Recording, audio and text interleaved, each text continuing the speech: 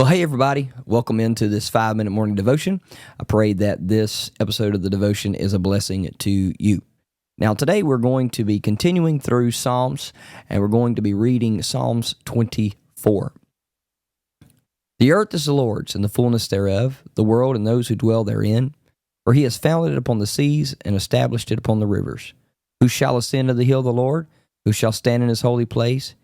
He who has clean hands and a pure heart, who does not lift up his soul to what is false, and does not swear deceitfully. He will receive blessing from the Lord and righteousness from the God of his salvation.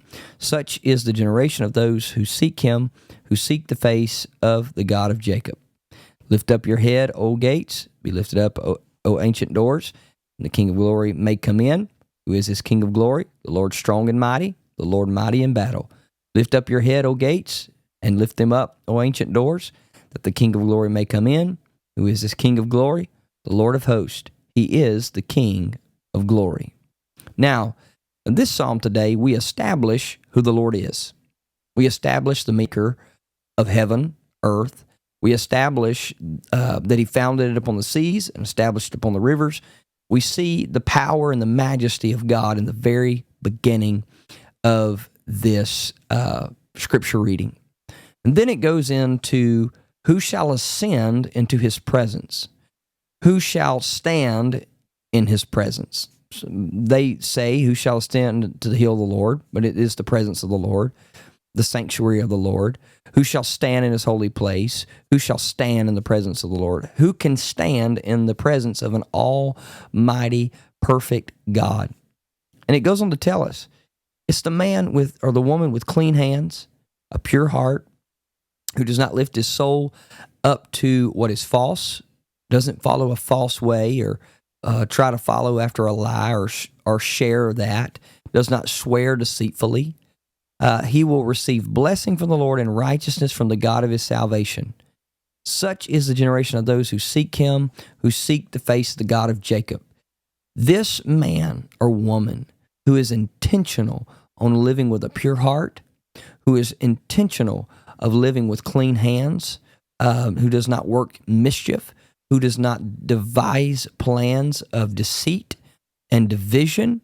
This is the man or woman who will be blessed by God and who will be able to stand in the presence of the Lord. And so this scripture goes on to tell us that we are to lift up our heads. If we're going to achieve these things, we must lift up our heads.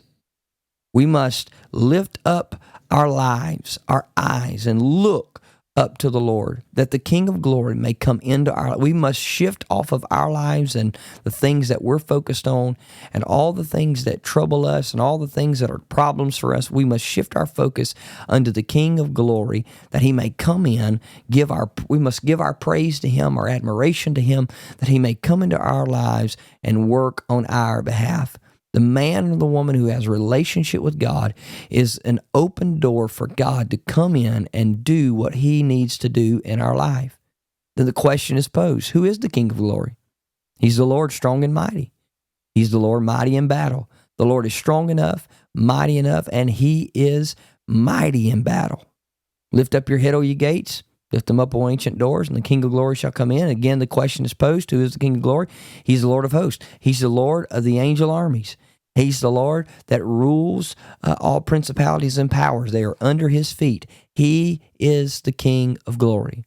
So take comfort today and take note today that the Lord is one who will stand and fight for his children if they will continually submit themselves to him and allow him to work in their lives. Remember, he's all-powerful, all-knowing. He is able, he is capable to do whatever we need him to do, but we must keep ourselves right and pure and holy before him.